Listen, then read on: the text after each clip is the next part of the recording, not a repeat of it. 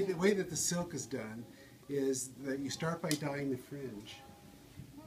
And when you dye the fringe, you inevitably dye the end of the piece. Dip dye? Yeah, because you have to dip the fringe because the whole trick is getting the dye into the knot, right? Oh. So then you have to work it into the knot. Otherwise you have a white knot. Oh. So then you add clear water and you create a gradient, right? And then you spray it with spray starch because the starch slows down the flow of the dye. And then you put this bottom layer of dye on, and the technique is called wet on wet.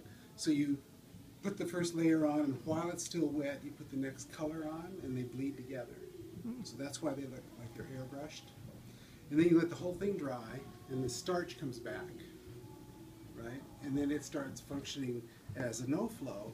So then you can take the dye at this layer, and you can put it down over the other dye, and it won't flow out into the silk because the starch is holding it. What kind of starch do you use? It's very high tech. Oh. Do you give classes? I do, yeah, actually. We want to take a class, don't we?